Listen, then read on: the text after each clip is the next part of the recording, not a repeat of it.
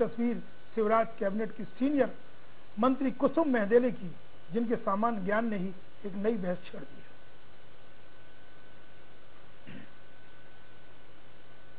मध्य प्रदेश के इतिहास में सोमवार को वो हुआ जो बीजेपी की सरकार रहते पिछले एक दशक में नहीं हुआ। सरकार को डर है कि विधानसभा में व्यापम और दूसरे मुद्दों पर कहीं विपक्ष ज्यादा हंगामा न करे, लिहाजा कार्यवाही भी बाधित होगी। इसलिए सर्वदलीय बैठक बुलाई गई। सत्र शांतिपूर्ण तरीके से चलाने के लिए चर्चा भी हुई, मगर नतीजा कुछ नहीं निकला।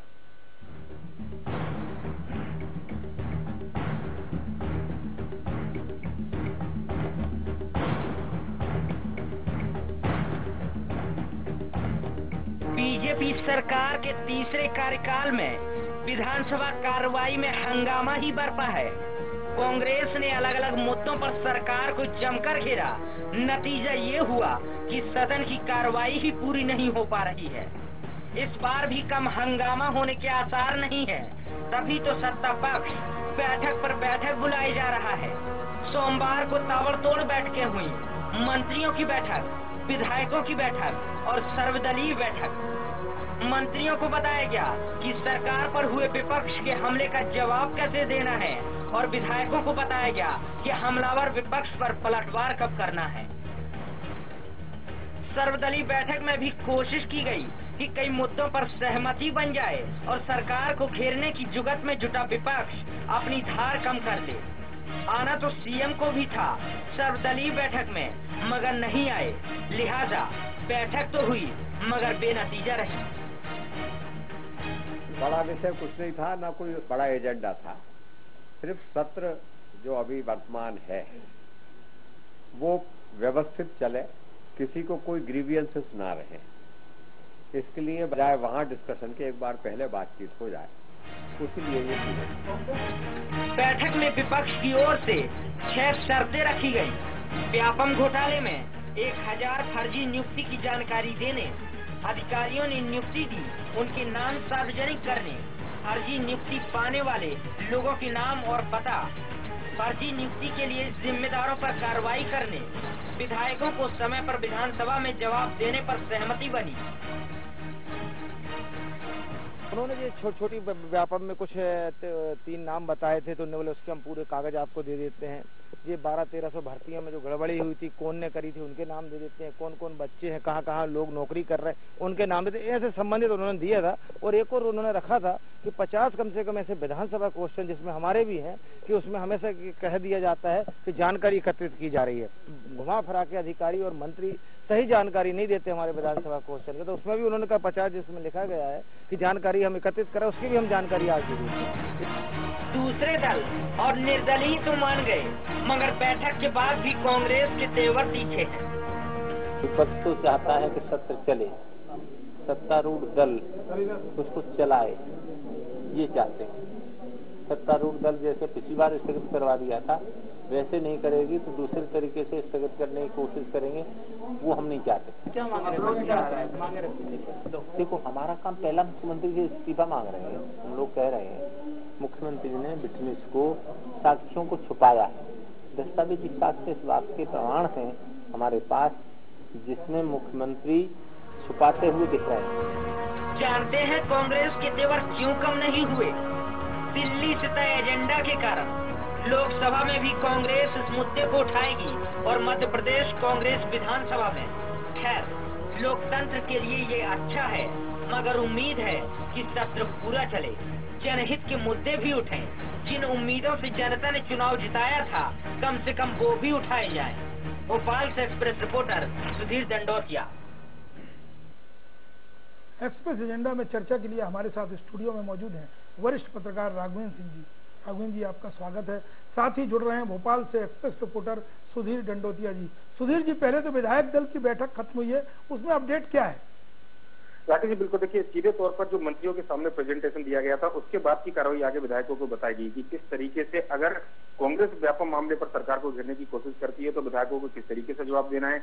इसके अलावा एक हिदायत भी दी गई कि कम से कम इस मामले पर सरकार को बीजेपी के विधायक ना घेरे, बीजेपी के विधायक व्यापम मामले को लेकर कोई भी सवाल न लगाए, इस बारे की जानकारी दी गई। और खासकर बात करें तो जिस आक्रामक तेवर से कांग्रेस अब तैयार है, खासकर अगर बात की आज हमने नेता प्रतिपक्ष सत्यदेव कटारे से दिन भर बात की, तो कांग्रेस को लगता है कि जब सीबीआई की जांच हुई है, ऐसे में सरकार को घेरने का कारगर एक ही हथियार है कि सीधे तौर पर सरकार से इस्तीफा मांगा जाए, मुख्यमंत्री से इस्तीफा मांगा जाए। सुधीर पहले सत्यदेव कटारे कहते थे कि सदन और चले और ज्यादा से ज्यादा उनकी बात सदन के फ्लोर पर रिकॉर्ड में आए, लेकिन कहीं ना कहीं दिल्ली में जब मुख्यमंत्री का इस्तीफा हाईकमान मांग रहा है तो उनको अपना एजेंडा बदलना पड़ा है। बिल्कुल राकेश जी, देखिए इस बार भी ऐसा आसार थी कि अगर हंगामा ज्यादा होगा तो बीजेपी चाहे सत्र को जल्दी खत्म कर दे, पर लेकिन लोकसभा चुनाव, माफ कीजिएगा, लोकसभा का सत्र कल से शुरू हो रहा है और ऐसे में व्यापम में एक बड़ा मामला लोकसभा के अंदर भी है। अगर मध्य प्रदेश के अंदर बीजेपी सरकार सत्र को जल्दी खत्म करती है तो निश्चित तौर पर देश के अंदर जो देश की संसद है वहां पर बीजेपी को कटघरे में खड़ा होना पड़ेगा और कांग्रेसी जो है वो पूरी ताकत से बीजेपी पर हमला करेंगे। हम आपको रोकना चाहेंगे, आप हमारे साथ जुड़े रहिए। राघवेंद्र सिंह जी है। राघवेंद्र सिंह जी, मुख्यमंत्री कल नियमित विमान सेवा से दिल्ली पहुंचते हैं, देर रात अमित शाह से मिलते हैं, सुबह फिर वो नियमित हवाई सेवा से ही भोपाल आते हैं और लगातार बैठकों का दौर शुरू हो जाता है, बीच में वो बुधनी भी जाते हैं। इन बैठकों का महत्व क्या है जबकि कल से सदन की सही कार्रवाई शुरू होने वाली है? देखिए, बुधनी जाने का जहां तक मामला, वहां बाढ़ में कुछ 3 परिवार बह गए थे, मेरे ख्याल से उसमें शायद 9 लोगों की मौत हो गई है। संभवतः इस नाते सीएम उनका विधानसभा क्षेत्र गए होंगे, लेकिन जहां तक बैठकों का सवाल है, लेकिन ये संयोग कहा जाएगा या फिर इसको राजनीति का एक हिस्सा कि सर्वदलीय बैठक हो रही है, उसमें मुख्यमंत्री नहीं है, करीब 1 दशक बाद ये मौका आया है कि सर्वदलीय बैठक बुलाई गई। मेरा तो ये मानना है कि सर्वदलीय बैठक में यदि सदन के नेता ही नहीं थे तो कांग्रेस को इसके कायदे में इस बैठक की बायकॉट कर देना चाहिए था, क्योंकि अगर मुख्यमंत्री नहीं है तो बैठक किसके साथ हो रही है। तो यहाँ भी कांग्रेस का जो रवैया थोड़ा सा मुझे नरम दिखा और इस नरमाहट का हो सकता है कि कल नतीजा गर्माहट बदल जाए, लेकिन मुझे लगता है कि अगर कांग्रेस यहाँ नरम पड़ी तो निश्चित। आखिर उसका कारण क्या था, हमें एक बार फिर सुधीर से पूछ लेते हैं। सुधीर, जैसा कि राघवेंद्र सिंह कह रहे हैं कि अगर लंबे अरसे बाद सर्वदलीय बैठक बुलाई गई है और सदन के नेता यानी मुख्यमंत्री ही उसमें नहीं है, कारण कुछ भी हो, तो उस बैठक का महत्व क्या रह जाता है?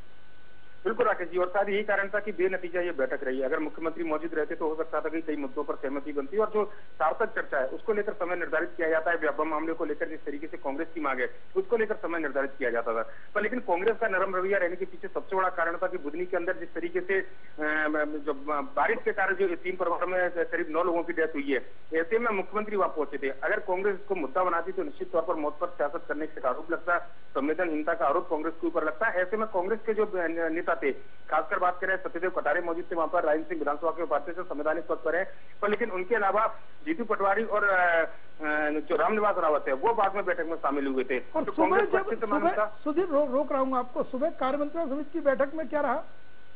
बिल्कुल एजेंडा तय किया गया था राकेश जी, कल के अगले 7 दिनों तक किस तरीके से कार्रवाई की जाए। कांग्रेस के विधायक लगातार एक बात की मांग करते रहे कि सरकार से मुखिया का इस्तीफा लिया जाए, पर लेकिन जो सदन की कार्रवाई है, खासकर अनुपूरक बजट इस सत्र में पेश होना है, कई विधेयक जो है इस सत्र में पेश होने हैं, इसके अलावा वेतनमान भी बढ़ना है, उसको लेकर भी फिलहाल इनकार किया। हमारी विधानसभा अध्यक्ष से बात हुई थी, उनका कहना था कि अभी ऐसा कोई प्रस्ताव विधानसभा के पास में नहीं आया है, तो ऐसे में लगता है कि मामले को लेकर चलिए देखते हैं। राघवेंद्र जी, आप क्या कहेंगे? पूरी एक्सरसाइज डैमेज कंट्रोल को मजबूर हुई है, शिवराज बैकफुट पर है?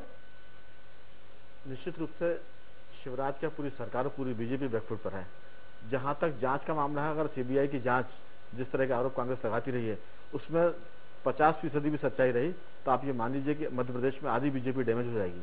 लेकिन क्या सोचते हैं, सदन आगे चलेगा कि पिछले सत्रों की तरह असमय ही?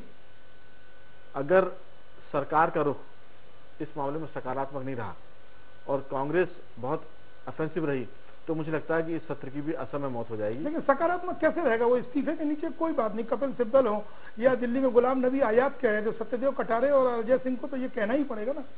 देखिए, इस्तीफे राजनीति में इतने आराम से नहीं होते हैं, ये तो कांग्रेस भी जानती है और भाजपा भी जानती है।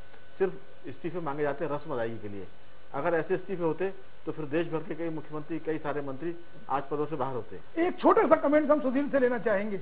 इस्तीफे कोई आसान बात नहीं है, लेकिन मांग जरूर करेंगे। ऐसे में बीजेपी की रणनीति क्या होगी? क्या सत्र जब धीरे धीरे आगे बढ़ेगा तो आखिर बीजेपी ने रणनीति क्या बनाई है? देखिए, सदन में जो बीजेपी के महत्वपूर्ण काम है, चाहे अनुपूरक बजट हो या विधेयक हो, उनको जल्दी से जल्दी बीजेपी पास कराना चाहेगी, पर लेकिन सत्र को पूरी तरीके से खत्म कर दिया जाए, ये फिलहाल संभव नजर नहीं आ रहा, क्योंकि लोकसभा शुरू होने वाली है, संसद जो है सेशन शुरू होने वाला है। ऐसे में अगर मध्य प्रदेश की विधानसभा को इस मामले को लेकर खत्म किया जाएगा तो निश्चित तौर पर बीजेपी को संसद के अंदर जवाब देना पड़ेगा। चलिए सुधीर जी, कल भी आप नजर रखिएगा, विधानसभा शुरू हुई है, निश्चित तौर पर कई गतिविधियां देखने को मिलेगी। आपका बहुत बहुत शुक्रिया सुधीर दंडोतिया जी। व्यापम को लेकर बवाल नया नहीं है, लेकिन इस बार बहुत कुछ नया है। आखिर नया क्यों नहीं? इसलिए क्योंकि बीजेपी के कई मुख्यमंत्री और केंद्रीय मंत्री कांग्रेस के सीधे निशाने पर आ चुके हैं, जिनमें शिवराज सिंह चौहान भी शामिल हैं। तो फिर एक्सरसाइज तो लाजमी है, चाहे फिर वो विधायक दल और मंत्रियों की बैठक के बीच अचानक बुलाई गई सर्वदलीय बैठक ही क्यों न हो। ऐसे में सबकी नजर सदन के फ्लोर पर रहेगी, क्योंकि व्यापम की बात निकली है तो दूर तक यानी दिल्ली तक तो जा पहुंची है। सो हमारी नजर भी विधानसभा पर से एक छोटे से ब्रेक का, और ब्रेक के बाद दिखाएंगे छत्तीसगढ़ में सदन में क्यों हुआ हंगामा।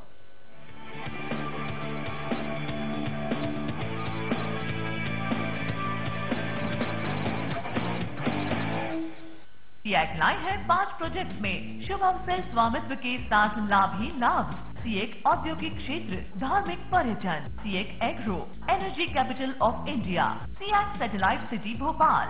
सिर्फ 2 से 3 लाख के पेमेंट कर, शेष 2 से 5 साल की किश्तों में। सीएक 26 वर्षों से प्रतिष्ठित मध्य प्रदेश की सफल स्थानीय कंपनी। अधिक जानकारी के लिए संपर्क करें, कॉन्टैक्ट 9098991000। आईसेक्ट यूनिवर्सिटी एनएसडीसी से संबद्ध मध्य प्रदेश का पहला विश्वविद्यालय। इंटरनेशनल पार्टनरशिप 6 देशों के साथ। ये अवार्ड्स हमें स्थापित करते हैं सर्वोच्च शिखर पर। प्रतिभाओं को हम देते हैं भरपूर विस्तार। अपने सपनों से बातें करें, बस एक कदम बढ़ाइए आईसेक्ट यूनिवर्सिटी की तरफ। हो पहचान अपनी बनाएंगे, आईसेक्ट में आ गए हैं तो बेस्ट एजुकेशन पाएंगे।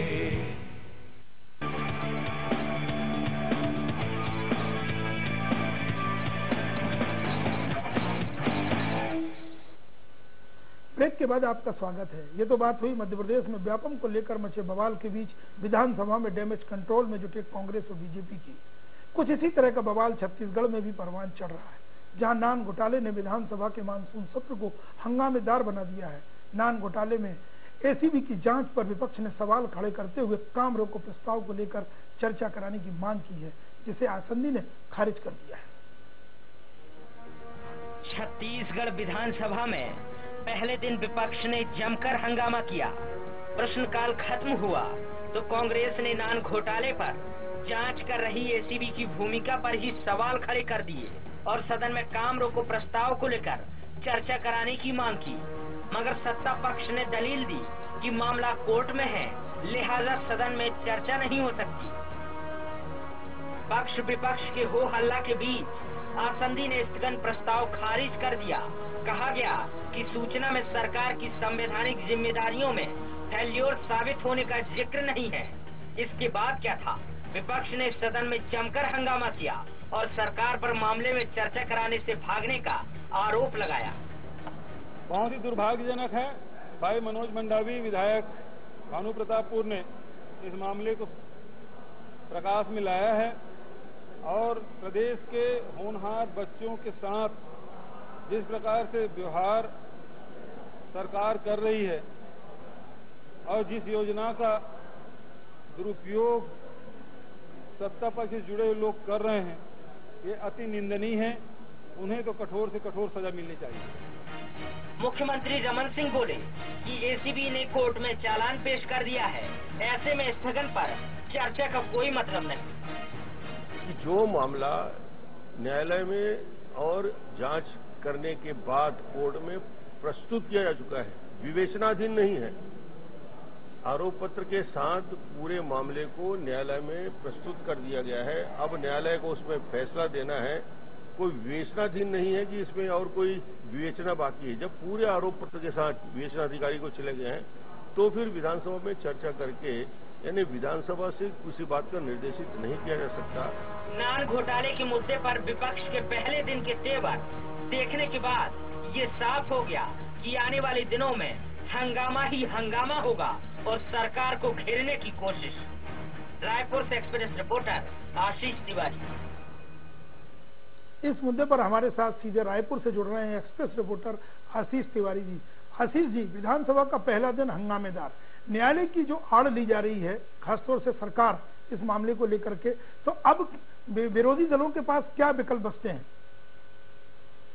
देखिए, निश्चित तौर पर अभी भी स्थगन प्रस्ताव को लेकर है कि सरकार को कटघरे में खड़े करने की कोशिश कांग्रेस की होगी, क्योंकि कांग्रेस ने जिस तरीके से रणनीति तैयार की है, सदन की कार्रवाई से कांग्रेस भागेगी नहीं, बल्कि सदन में ही सरकार को जवाब देने के लिए मजबूर करेगी। और एक नजारा आज देखने को भी मिला कि अब तक नान घोटाले के मुद्दे पर पिछले सत्र की बात करें तो कांग्रेस स्थगन प्रस्ताव पर चर्चा की मांग करती थी। ग्राह्यता यदि मंजूर भी नहीं होती थी, कांग्रेस वेल पर चली जाती थी, 100 में निलंबित हो जाती थी, बाहर जाकर के पास बैठकर धरना देना शुरू कांग्रेस कर देती थी। लेकिन कांग्रेस ने स्ट्रेटेजी बदली है, अब सदन पर ही कांग्रेस बैठती है और सरकार को मजबूर करने की कोशिश करती है कांग्रेस की सरकार नान घोटाले के मुद्दे पर सीबीआई जांच के लिए तैयार हो जाए। एक दूसरी महत्वपूर्ण बात यह है कि आज जब स्थगन की ग्राह्यता पर चर्चा का सवाल खड़ा हुआ और असंधि ने उसे खारिज कर दिया, तो कांग्रेस पूरे दिन सदन की कार्रवाई में शरीक हुई। इसके बाद सदन की कार्रवाई को 10 मिनट, 20 मिनट और 5 मिनट से स्थगित करना पड़ा और अंततः सदन की कार्रवाई को कल तक के लिए टालना पड़ा।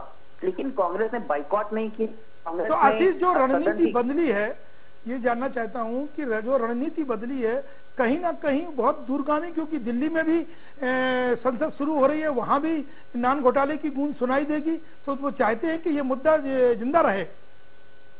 देखिए, जाहिर तौर पर ये कहा जा सकता है कि कांग्रेस चाहती है कि नान घोटाले का मुद्दा जिंदा रहे, क्योंकि जिस तरीके से मध्य प्रदेश में शिवराज सिंह चौहान गिरते नजर आ रहे हैं, राजस्थान में वसुंधरा राजे सिंधिया गिरती नजर आ रही हैं, तो कांग्रेस की कोशिश इस बात को लेकर है कि छत्तीसगढ़ में भी सरकार की फजीहत कांग्रेस कर ले। ये एक बड़ा क्रेडिट शायद उनका आलाकमान कांग्रेस को दे दे, इसकी कोशिश में कांग्रेस जुटती नजर आ रही है। और शायद आज पहला दिन जो था मानसून सत्र के पहले दिन का आगाज कांग्रेस की सफलता के साथ हुआ, ये कहा जा सकता है। चलिए आशीष, मैं आपके पास लौट कर आता हूँ। राघवेंद्र जी, कांग्रेस ने रणनीति बदली है, सदन के रिकॉर्ड में ही वो हर चीज को लाना चाहती है और मुद्दे को अभी खोना नहीं चाहते हैं, भले ही रमन सिंह कुछ कह रहे हो, न्यायालय की आड़ में सीबीआई जांच की मांग को नकार रहे हो। देखिए, कांग्रेस की रणनीति सिर्फ मध्य प्रदेश छत्तीसगढ़ को लेकर नहीं है, ये राष्ट्रीय स्तर पर है। और जहां तक भाजपा के जो मुख्यमंत्री हैं, जो 2 बार या 3 बार तक लगातार मुख्यमंत्री वसुंधरा राजे भी है, हाँ वसुंधरा भी है, उनका पूरा मामला राष्ट्रीय स्तर पर है और अब ये कांग्रेस की रणनीति राज्यों से निकलकर दिल्ली पहुंच गई है। अब इस पूरे मामले में, इस तरह के सारे मामलों में, चाहे राजस्थान का हो, चाहे मध्य प्रदेश का या छत्तीसगढ़ का, ये अब राज्य कांग्रेस की जो इकाइयां हैं उनके हाथों में नहीं है। इस पूरे मामले में हाईकमान इसको हैंडल कर रहा है और इसका मतलब सीधा सही है कि अब कांग्रेस भाजपा के उन नेताओं को टारगेट कर रही है जिनका जनाधार है। मतलब आप ये कह रहे हैं कि जो बीजेपी की मोदी सरकार है, उसके जो राज्यों में सरकारें हैं, उनके मुख्यमंत्री को टारगेट किया जा रहा है और उसकी आड़ में प्रधानमंत्री पर निशाना साधा जाएगा। आशीष, ऐसे में रमन सरकार के लिए क्या रास्ता निकलता दिखाई दे रहा है? देखिए, निश्चित तौर पर रमन सरकार की मुसीबत बढ़ गई है सदन में, खासतौर पर जवाब देना सरकार के लिए मुश्किल होगा। हालांकि सरकार की दलील यही है, पूरा मामला सब जुडिस है और इस मसले पर ज्यादा चर्चा सदन के भीतर नहीं की जा सकती। लेकिन एक बात जो भी निकलकर सामने आई कि केंद्र जो माफ कीजिएगा, जो आला समर्थन है कांग्रेस का, उसके इशारे पर कांग्रेस काम कर रही है। लेकिन कांग्रेस ग्राउंड पर वरीय कांग्रेस के प्रदेश के नेता है और ग्राउंड रियलिटी यहाँ पर यही है, कांग्रेस ने सदन के भीतर जो सदन के बाहर सरकार को घेरने की पुख्ता तैयारी कर ली है। और एक जिज्ञासा और है आशीष कि कांग्रेस एकजुट है, अजीत जोगी फैक्टर क्या काम कर रहा है इस वक्त? कि आज की सदन की कार्रवाई की बात करें तो आज सदन में अजीत जोगी के बेटे अमित जोगी भी उतनी ही आक्रामकता के साथ संगठन के साथ खड़े नजर आए, यानी एकजुटता नजर आई है कम से कम नान के मुद्दे पर साफ साफ कर। चलिए आशीष तिवारी जी, बहुत बहुत शुक्रिया चर्चा में जुड़ने के लिए। मध्य प्रदेश की तरह छत्तीसगढ़ में भी कांग्रेस मुखर हो चुकी है, तो दिल्ली का दबाव भी उस पर साफ देखा जा सकता है। नान घोटाले ने सुप्रीम कोर्ट में भी दस्तक दे दी है, वो बात और है कि सीबीआई जांच की मांग का रास्ता अभी तक साफ नहीं हुआ है। ऐसे में अगर कांग्रेस विधानसभा के अंदर सदन में इस मुद्दे पर सरकार पर दबाव बना रही है, तो बीजेपी के लिए जरूरी हो गया है कि वो डैमेज कंट्रोल की पुख्ता रणनीति बनाए। एजेंडा में फिलहाल वक्त है एक और छोटे से ब्रेक का, और ब्रेक के बाद दिखाएंगे गूगल की विश्वसनीयता पर किस मंत्री ने क्यों लगाया प्रश्न चिन्ह।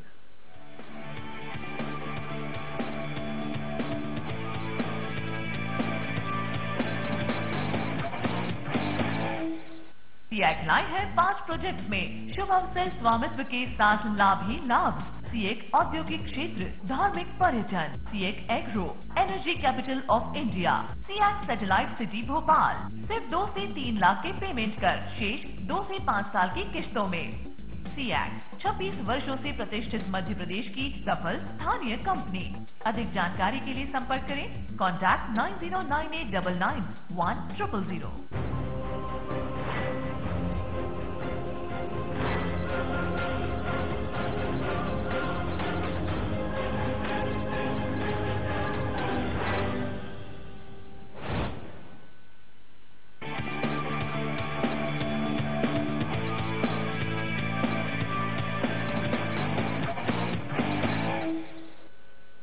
ब्रेक के बाद एक बार फिर आपका स्वागत है। घोटाले पर घमासान के बाद अब बात करेंगे मध्य प्रदेश के एक ऐसे मंत्री की जिन्हें 10 अरब से ज्यादा सर्च एक साथ लेने वाले गूगल पर ही भरोसा नहीं है। इसे मंत्री के सामान्य ज्ञान से जोड़कर देखा जाए या फिर उन्होंने अति उत्साह में गूगल को फर्जी करार दिया है, फैसला हम आप पर छोड़ते हैं। देखिए एक रिपोर्ट। गूगल के संस्थापक लैरी पेज और सर्गेई ब्रिन सुन लेते तो गूगल पर शर्मिंदगी महसूस करते और सालों से आपको बेहतर रिजल्ट देने वाले इस सर्च इंजन को ही बंद कर देते। उनको पता चल जाता तो यकीन मानिए तकनीकी गलती ढूंढने की कोशिश में तो जरूर जुट जाते। और जानते हैं क्या करते? वो सारी सेवाएं बंद कर गूगल का नाम एमपी की इन मंत्री साहिबा के नाम पर ही रख देते। गजब है साहब। एमपी की मंत्री कुसुम महदेले कानून मंत्री हैं, इंटरनेट का भरपूर इस्तेमाल भी करती होंगी, मगर व्यापम का नाम गूगल पर हॉट इश्यू में दिखाने पर उसे फर्जी बता दिया। अब बताइए, जो सर्च इंजन दुनिया भर में 10 लाख से ज्यादा सर्वर चलाता है, 10 अरब से ज्यादा सर्चिंग पर काम करता है, उस पर सवाल उठे तो लानत है साहब। नहीं, व्यापक फर्जी नहीं है, गूगल की रिपोर्ट फर्जी है, क्योंकि जांच सामने आई है, गूगल ने रिपोर्ट दे दी। कौन होता है गूगल इस तरह की रिपोर्ट देने वाला? जब जांच सामने आएगी तब हम कुछ कहेंगे। गूगल को फर्जी बताया तो कांग्रेस ने भी चुटकी दी और सवाल उठा दिए मंत्री जी के जनरल नॉलेज पर। अब वो तो कैलाश विजयवर्गीय को नोबेल पुरस्कार के लिए स्वागत कर रही थी, आपको तो पता है। उनका सामान्य ज्ञान बहुत अच्छा है, इसलिए बहुत गंभीरता से नहीं लेना चाहिए। बधाई हो सीएम साहब, बधाई हो एमपी की जनता को और बधाई हो पशुपालन विभाग को। उनकी मंत्री गूगल से भी तेज है। फक्र करिए, सीना चौड़ा कीजिए, गूगल को हराया है गूगल को। भोपाल से एक्सप्रेस रिपोर्टर सुधीर दंडोतिया। इस मुद्दे पर हमारे साथ एक बार फिर भोपाल से जुड़ रहे हैं एक्सप्रेस रिपोर्टर सुधीर दंडोतिया जी। सुधीर जी, कुसुम महदेले का बयान एक बार फिर याद दिला रहे हैं। कम से कम मुकेश नायक ने तो याद दिला दिया है कि जब कैलाश सत्पथी को नोबेल पुरस्कार मिला था तो उन्हें कैलाश विजयवर्गीय को बधाई दे दी थी। तो एक बार फिर वो व्यापम के इतने खौफ में थी कि वो उन्होंने कुछ नहीं देखा और गूगल बाबा को ही। देखिए राकेश जी, बिल्कुल ये नोबेल पुरस्कार की खबर न्यूज एक्सप्रेस ने की थी और आपको याद होगा कि उस समय पूरे देश में नहीं विदेश में तक ये खबर छपी थी और अच्छी खासी किरकिरी जो प्रदेश सरकार के मंत्री थे, खासकर कुसुम महदेले और ज्ञान सिंह, इनकी भी हुई थी। और उसके बाद में लगातार ये मामला घुसता रहा था। कुसुम महदेले वो मंत्री नहीं है जिन्होंने कभी इस तरीके से बयान पहली बार दिए हो। उसके बाद में आपको याद होगा कि घरों में शेर पालने की सलाह कुसुम महदेले के द्वारा दी गई थी। उसको प्रदेश सरकार के जो दूसरे मंत्री और पार्टी के नेता वो इस तरह से खारिज कर चुके थे। उसके बाद में वर्तमान में अंडा और मछली देने का प्रस्ताव जो था वो कुसुम महदेले के द्वारा दिया गया था, क्योंकि पशुपालन मंत्री ऐसे में।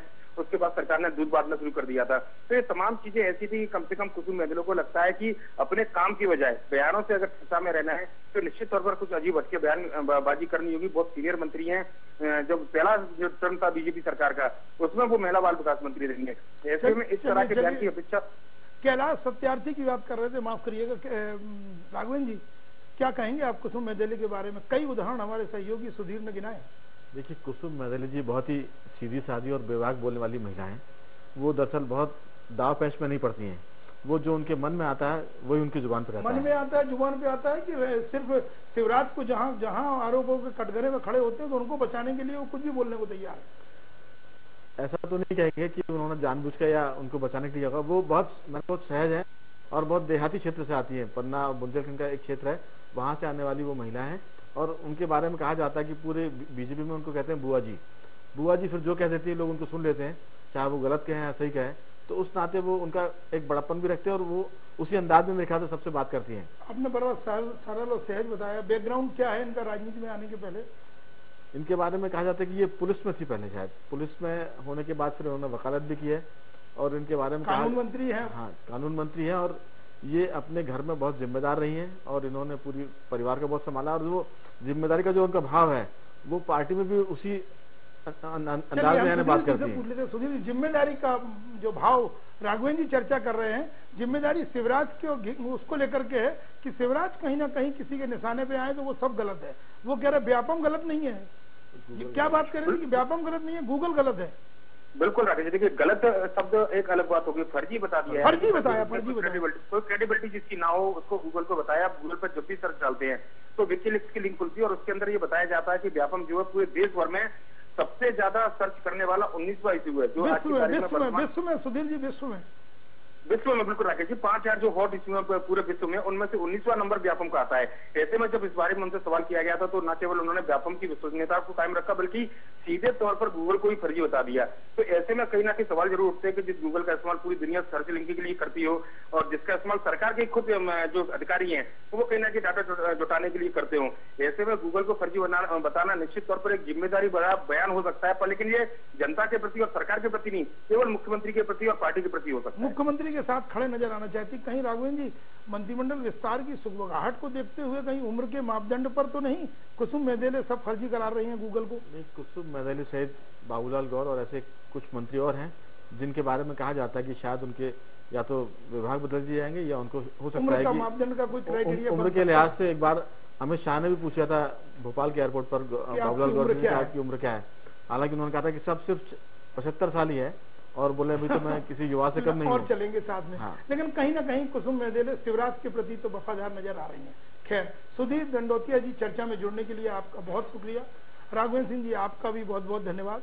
कुसुम मेदेले की गिनती एक अनुभवी तेज तर्राट मंत्रियों में होती है, फिर भी उनकी यह प्रतिक्रिया सवाल खड़ा करती है कि गूगल की जानकारी से वो इत्तेफाक क्यों नहीं रखती। कहीं गूगल से ज्यादा व्यापम का सच उनकी जुबान पर तो नहीं आ गया जिसने उन्हें मुख्यमंत्री और अपनी सरकार को ही आरोपों से दूर खड़ा कर दिखाने में के लिए गूगल बाबा को ही चुनौती दे दी है। आज के एजेंडा में इतना ही, मुझे दीजिए इजाजत। नमस्कार।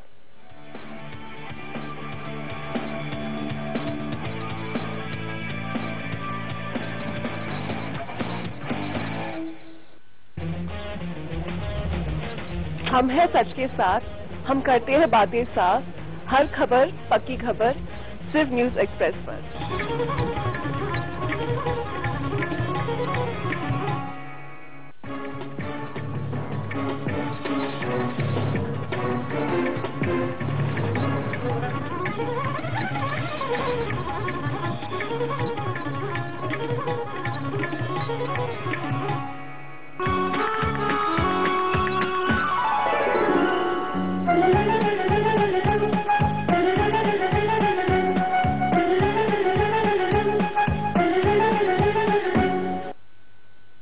नमस्कार, हमारे इस खास पेशकश में आपका स्वागत है। मैं हूं आपके साथ कर्णिका।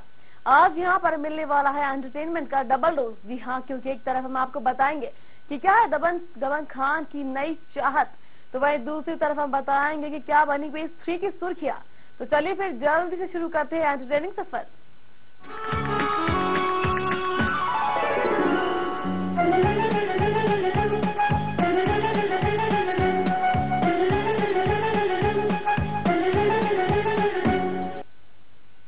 बॉलीवुड के दबंग खान लगता है कि अब अपने दबंग वाली इमेज से बाहर निकलना चाहते हैं, तभी तो सलमान ने जाहिर की अपनी चाहत। आखिर क्या है दबंग खान की चाहत, देखिए इस रिपोर्ट में।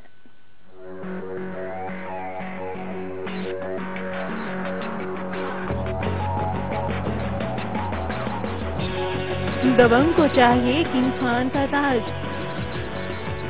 सलमान को चढ़ा है रोमांस का खुमार। जी हाँ, बॉलीवुड के दबंग खान अब एक्शन को छोड़कर रोमांस करना चाहते हैं। हाल ही में रिलीज हुई सलमान की फिल्म बजरंगी भाईजान ने बॉक्स ऑफिस पर धमाल मचाना शुरू कर दिया है। फिल्म से ऑडियंस तो खुश है, साथ ही बॉलीवुड के कुछ स्टार्स भी फिल्म को देखकर इमोशनल हो गए और फिल्म की सक्सेस के बाद तो ईद की पार्टी होना तय था।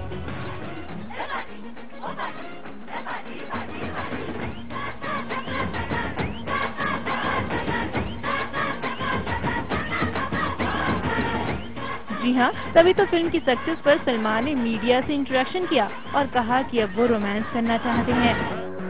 असल में सलमान खान से हमने पूछा कि अब कौन सा ऐसा जॉनर है जिससे वो ट्राई करना चाहते हैं, जिस पर सलमान खान का जवाब था, अब मैं रोमांस करना चाहता हूँ।